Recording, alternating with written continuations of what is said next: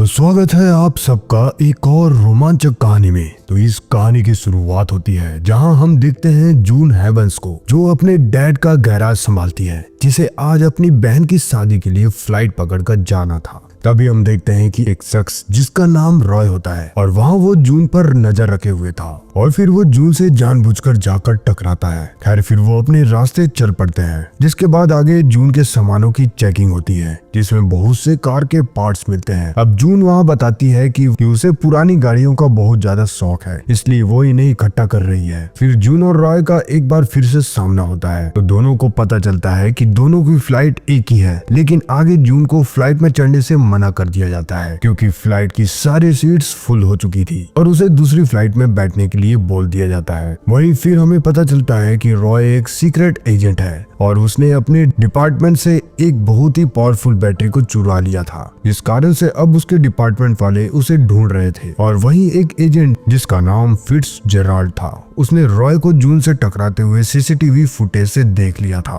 तो उसे अब उस पर भी शक हो चुका था। इसलिए अब वो जून को उस फ्लाइट में एंट्री करवा देता है। अब क्योंकि उस फ्लाइट में सारे किलर्स भरे हुए थे, इसलिए जून की फ्लाइट की टिकट बुक होते हुए भी पहले उसे एंट्री नहीं मिली थी, क्योंकि वो फ्लाइट सिर्फ रॉय को मारने और उससे बैटरी लेने के लिए ही वहाँ सभी कातिल मौजूद थे। लेकिन फिर वहाँ रॉय जून को देखता है और क्योंकि रॉय को किसी तरह से पता चल चुका था वहाँ सभी कातिल भरे हुए हैं। फिर आगे जून रॉय को बताती है कि वो अपनी बहन की शादी में जा रही है। फिर आगे अचानक प्लेन के झटकों के कारण जून की शर्ट में ड्रिंक गिर जाती है, तो वो अपनी ड्रेस को साफ करने वहाँ वॉशरूम जाती है। उतने में ही अब रॉय वहाँ बैठे सभी कातिलों को सुलाने का काम शुरू कर देता है और एक एक कर सबका सफाया करने लगता है। फिर वहीं प्लेन का पायलट भी उस पर गोलियां आकर चलाने लगता है, लेकिन वो प्लेन के दोनों पायलट्स को भी मार देता है। फिर जून बाहर आती है और उसे वहाँ कुछ गड़बड़ी लगती है, तो वो रॉय को पूछती है कि यहाँ सब कुछ ठीक ठाक तो है ना। फिर रॉय उसे एक ड्रिंक देकर बोलता है कि उसे डरने की जरूरत नहीं है, उसने यहाँ सब कुछ संभाल लिया है। फिर वो उसे सब कुछ सच सच बताने लगता है कि अब इस प्लेन पर कोई भी पायलट नहीं है और वो मर चुके हैं।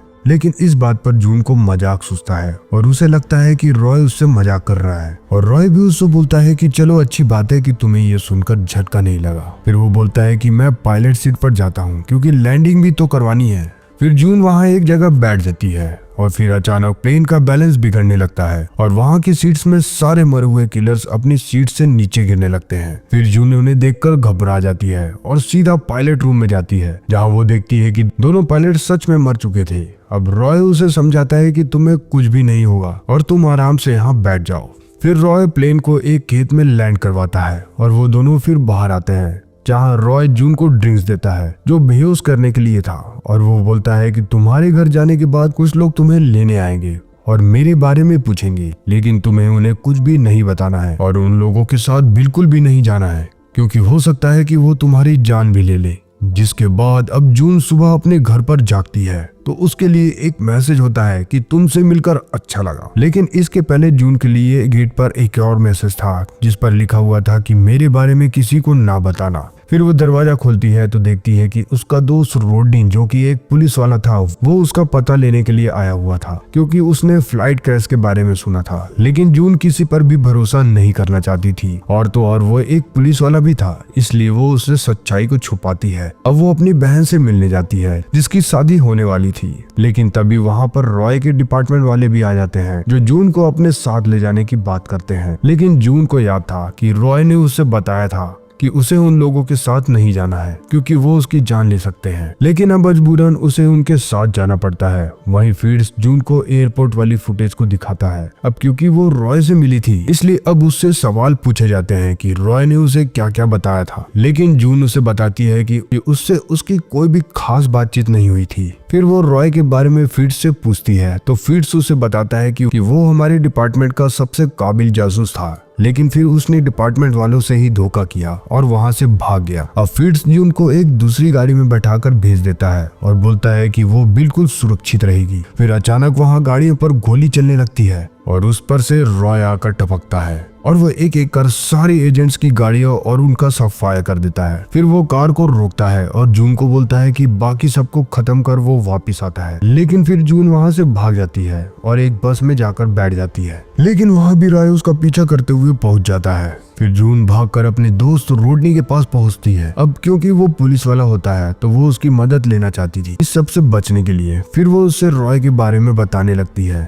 कि तभी वहाँ रॉय भी आ पहुंचता है और वो वहां से जून को गन पॉइंट पर वहां से ले जाने लगता है। फिर मजबूरन रॉय को रोडनी के टांगों पर गोली चलानी पड़ती है क्योंकि वो उसके पीछे आ रहा होता है। फिर रॉय रोडनी को बताता है कि उसने जहां गोली मारी है उससे उसका कोई भी नुकसान नहीं होगा और वो जल्दी ठीक हो जाएगा और इसके अलावा उसे उसके डिपार्टमेंट में प्रमोशन भी मिल जाएगा। फिर रॉय जून को वहां से ले जाता है और उससे बोलता है कि उसने उसे उस रेस्टोरेंट से इसलिए अगवा किया ताकि सीसीटीवी फुटेज से साबित हो जाए कि वो उसके साथ शामिल नहीं है। लेकिन अब जून ये सब झमेले से निकलना चाहती थी और वो रॉय को कार रोकने के लिए बोलती है। फिर अब रॉय कार रोककर जून को बोलता है कि ठीक है, अगर तुम जाना चाहती हो तो जा सकती हो, लेकिन वो साथ में ये भी बताता है कि तुम मेरे साथ ज्यादा सुरक्षित रहोगी क्योंकि वो लोग अब भी तुम्हारे पीछे पड़े रहेंगे। और ये जानकर जून अब रॉय के साथ आ जाती है। वहीं जून न्यूज में देखती है कि रोडनी को गोली छू कर निकल गई थी और उसकी न्यूज में तारीफ हो रही थी। फिर अब जून को रॉय पर थोड़ा भरोसा होने लग गया था।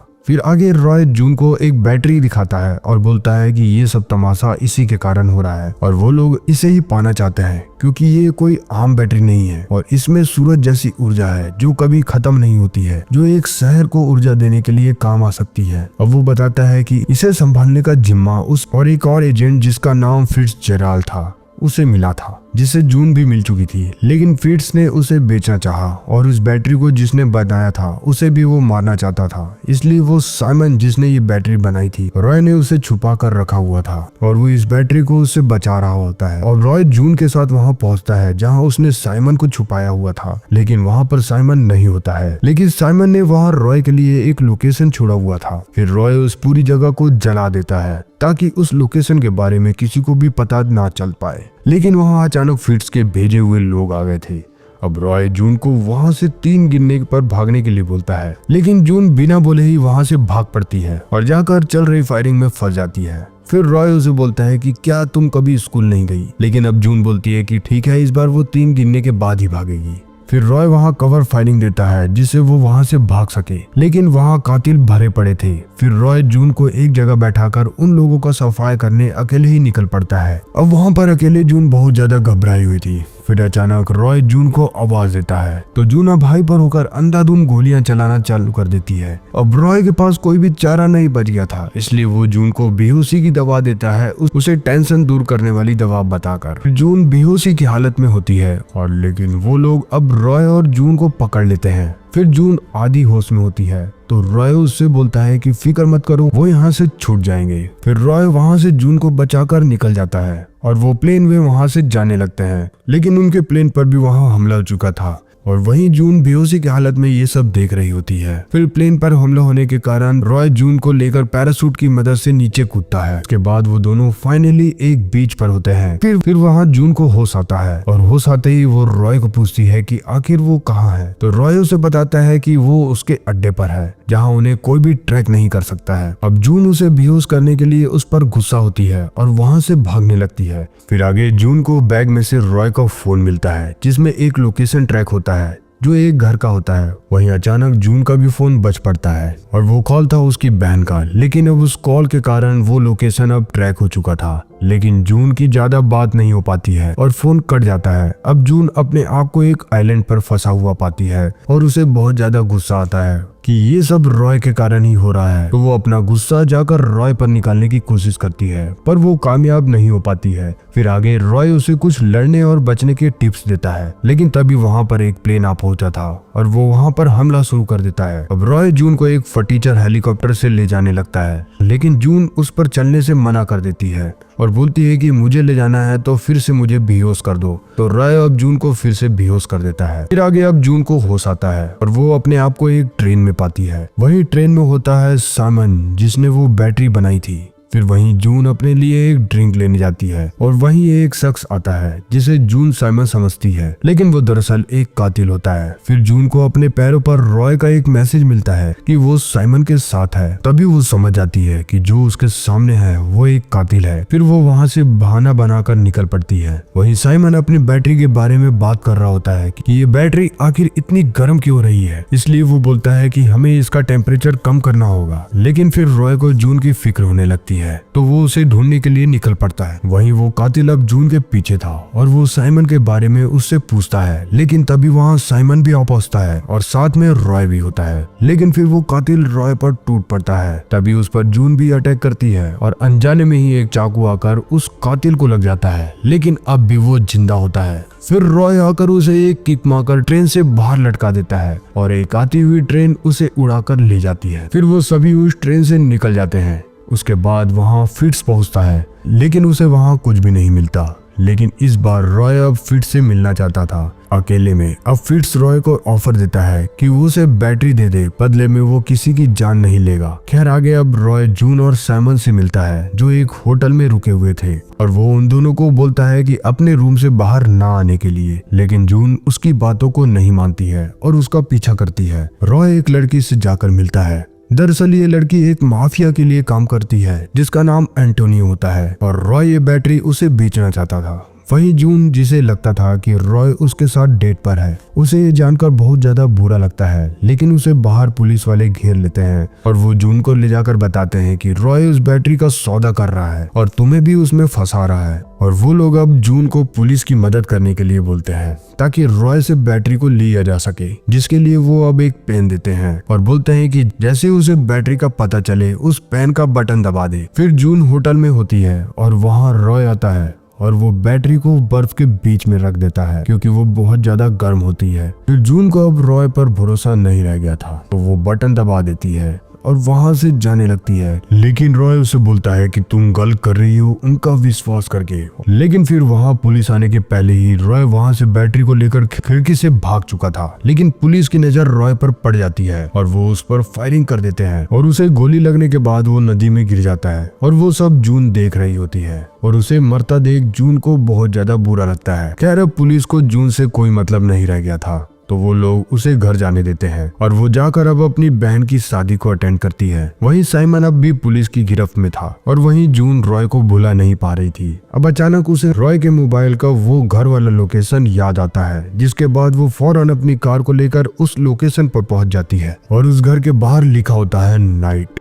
अब जून घर के अंदर जाने लगती है, तभी एक बुजुर्ग आदमी और बुजुर्ग महिला उसे वहीं रोक लेते हैं। फिर जून उन्हें बताती है कि उन्होंने अपनी पुरानी कार के पार्ट्स को मंगवाया था, वही लेकर वो आई है। लेकिन जून का तो ये बहाना था, उसे तो घर के अंदर जाना था। फिर जून भीग चुकी थी तो बुजुर्ग महिला उसे अंदर बुलाती है, जहाँ वो देखती है कि रॉय उन्हीं का बेटा होता है और रॉय की माँ बोलती है कि रॉय बहुत पहले एक हादसे में मारा गया था। अब रॉय की माँ को पता नहीं होता है कि रॉय एक जासूस होता है और रॉय की माँ उसे बताती है कि वो एक गोल्ड मेडलिस्ट था और वो बड़ी से बड़ी नदी को बड़ी आसानी से पार कर सकता था।